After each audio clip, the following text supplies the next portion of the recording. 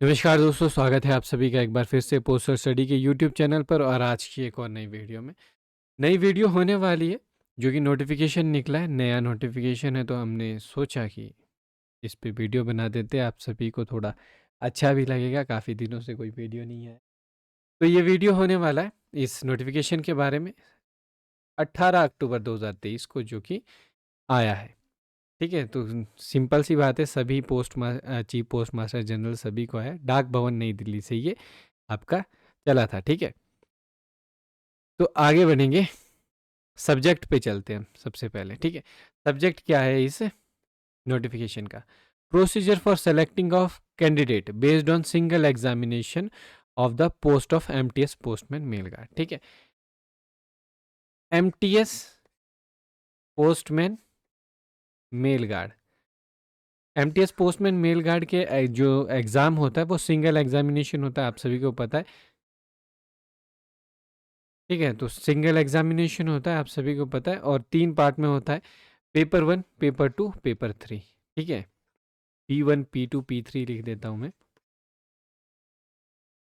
ठीक है, तो P1, P2, P3 और P4 भी देना पड़ता है, जो कि टेस्ट होता है, वो सिर्फ पोस्टमैन और मेल गार्ड के लिए देना पड़ता है। ठीक है, तो अगर आप सभी को ये जानना है कि क्या क्या होता है, वो आप डिटेल में देख सकते हैं, पोस्टल स्टडी की आपको वीडियो मिल जाएगी। तो सबसे पहले देख लेते हैं क्या है। I am directed to prefer to the director's letter number 17/8/2018 SPN1 dated 15/6/2022 wide which produced the selection of candidate based on single examination। ठीक है, तो mail guard was circulated subsequently the recruitment rules for the MTS postman mail guard have been modified accordingly the competent authorities has approved the revised produce procedure as under. ठीक है, तो जो single examination rule है वो modify हुए, तो उन्हीं को ठीक है अप्रूव करने के लिए दिया गया है। तो क्या क्या है यहाँ पर, सबसे पहले देख लेते हैं पॉइंट ए में।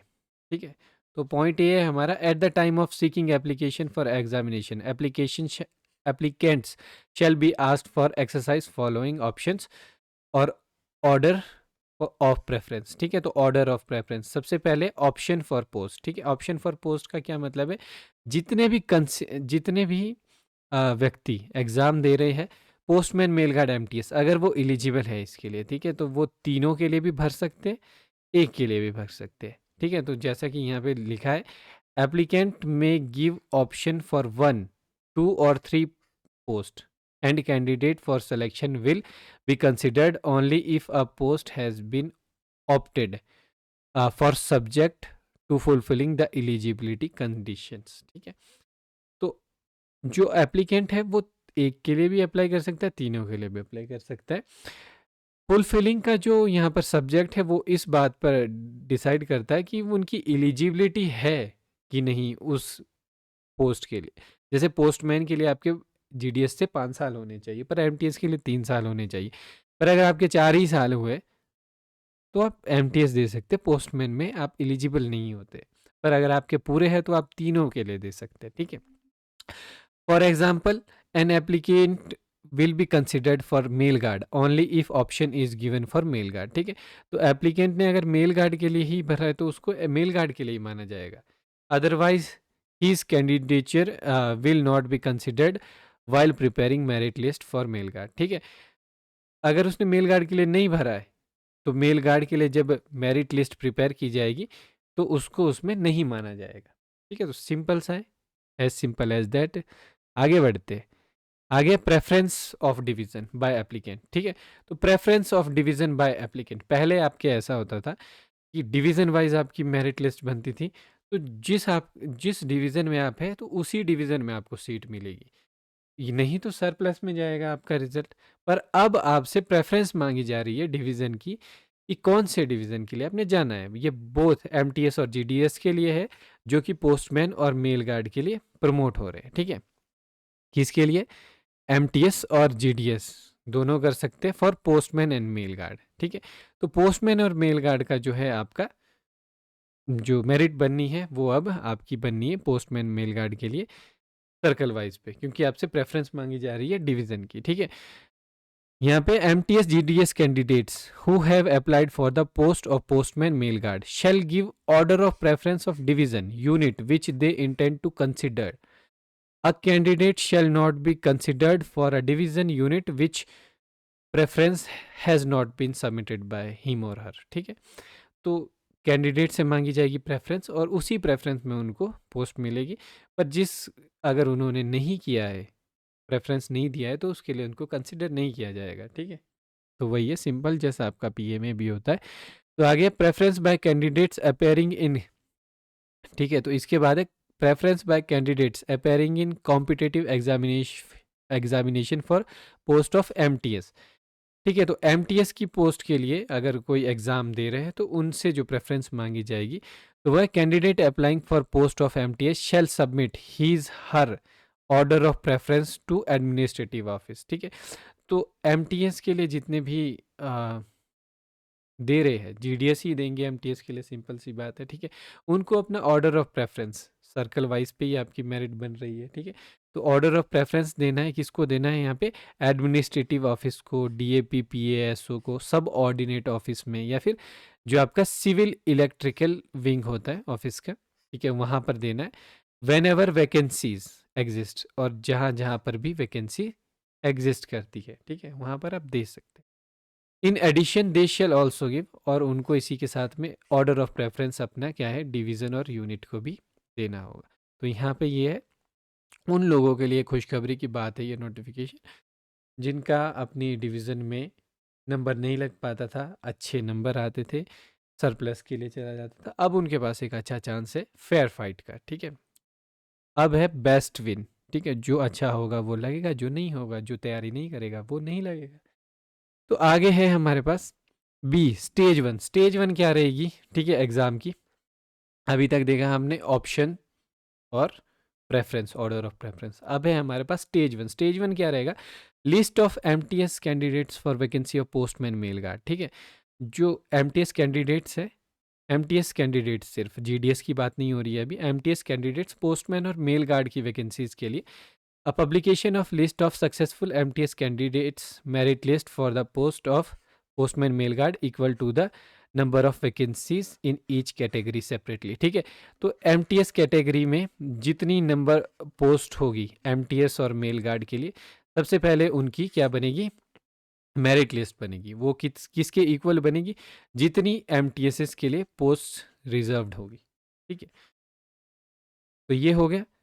स्टेज टू है हमारे पास refusal, acceptance of offer of appointment for MTS candidate for appointing to be postman, post of postman mail का। ठीक है, स्टेज टू है, रिफ्यूज़ल हो जाता है या फिर एक्सेप्ट हो कर देते हैं। ठीक है, जब मेरिट बन जाएगी, जो सक्सेसफुल कैंडिडेट्स है जो अपॉइंट हो गए प्रमोशन के लिए, पोस्टमैन के लिए, promotion order will be issued in case of these successful candidates, clearly indicating that if the official does not join the promotional post within 7 days, it will be deemed to have been refused। ठीक है, यहाँ पर ध्यान दीजिए, 7 दिन के अंदर, ठीक है, प्रमोशनल ऑर्डर जारी किए जाएंगे।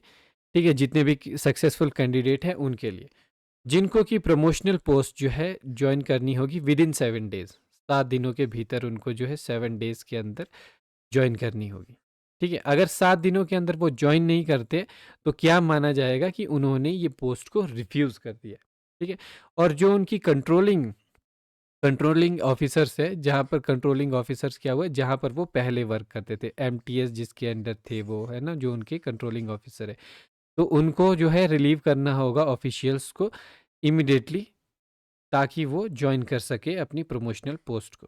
ठीक है, और बाकी जो ऑफिशियल ऑन लीव है, अगर कोई एमटीएस छुट्टी पर है, एमटीएस लीव पर है, तो वो ज्वाइन कर सकता है बिफोर 7 डेज, 7 दिनों के बाद भी ज्वाइन कर सकते हैं। उनको क्या है, सिर्फ कम्युनिकेट करना है रिटर्न में। ठीक है, रिटर्न में देना है कि टू एक्सेप्ट प्रमोशन, कि उन्होंने प्रमोशन एक्सेप्ट कर दिया, पर वो जो लीव है, लीव ख़त्म हो जाएगी, लीव का पीरियड ख़त्म हो जाएगा, उसके बाद वो ज्वाइन कर लेंगे। ठीक है, तो यही है, बाकी इसमें ज़्यादा कुछ है नहीं। आगे देखते हैं स्टेज थ्री।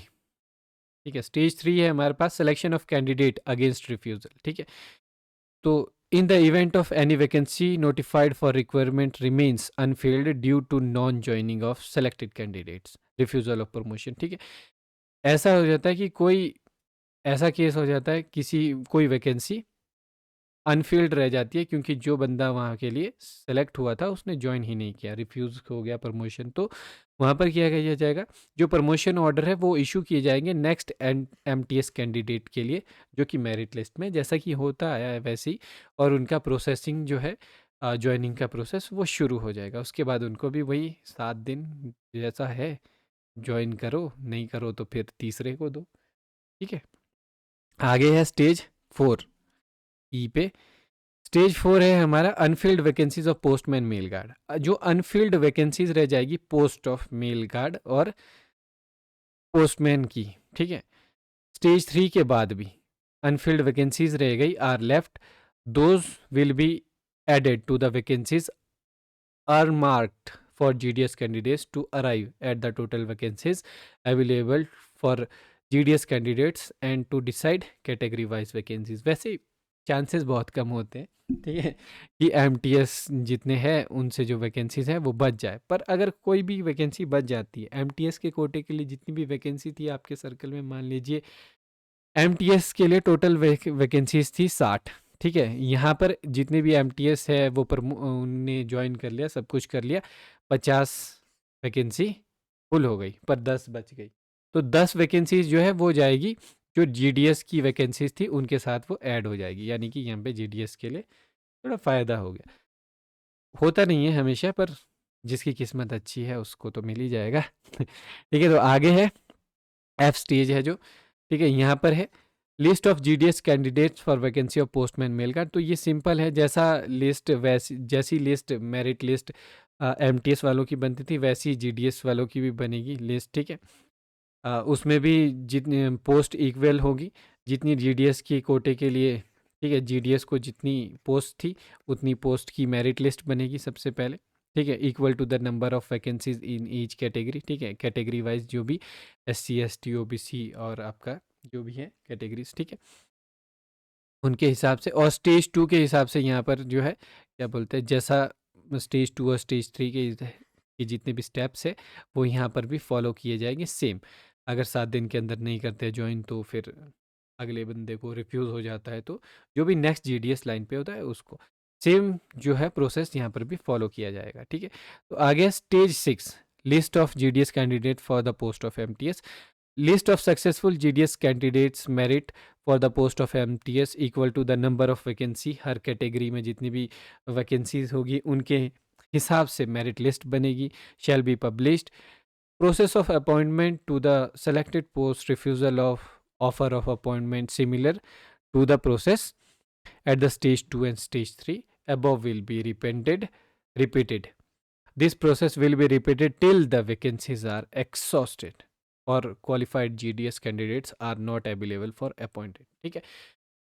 तो सेम GDS की मेरिट लिस्ट बन गई एज पर कैटेगरीज, जितनी जिस कैटेगरी में क्या थी सीट्स थी, ठीक है। और स्टेज 2 और स्टेज 3 यानी कि उनको 7 दिन का टाइम मिलेगा कि वो ज्वाइन करें, नहीं करते हैं तो स्टेज 3 जो कि रिफ्यूज़ कर देते हैं तो अगला जो जीडीएस लाइन पे है मेरिट पे उसको सीट मिलेगी, ठीक है, जिसकी भी होगी। तो यही तब तक कब तक दोहराया जाएगा जब तक कि पूरी सीट्स भर नहीं जाती। तो सिंपल सा था, सिंपल सा नोटिफिकेशन है, पर बहुत ही बड़ी खुशखबरी है उन लोगों के लिए जो कि मेहनत करते हैं पर जस्ट बिकॉज उनके डिवीज़न में क्या नहीं है, सीट नहीं है, ठीक है। तो इस बार जो बेस्ट होगा वो लगेगा, जो बेस्ट नहीं तैयारी नहीं करेगा वो नहीं लग पाएगा। क्यों? क्योंकि सर्कल वाइज आपकी मेरिट लिस्ट बनेगी। रेफरेंस आपको वैसे ही देनी है जहाँ पर आपको अच्छा लगता है, ठीक है। मौसम के हिसाब से भी देख सकते हैं आप, अपने घर के नज़दीक के हिसाब से भी देख सकते हैं। तो thank you so much for watching this video, और जल्द ही आपकी नोटिफिकेशन भी, एग्जामिनेशन कैलेंडर भी आने वाला है, क्योंकि डिपार्टमेंट थोड़ी जल्दी कर रहा है। जिस प्रकार से ये आपने डिपार्टमेंट ने क्या कहते हैं नया नोटिफिकेशन निकाला है, उसी प्रकार से एग्जामिनेशन कैलेंडर भी जल्द ही निकाल देगा, ऐसी उम्मीद है हमें। तो उम्मीद करता हूँ आप सभी अपनी तैयारी अच्छे से कर रहे।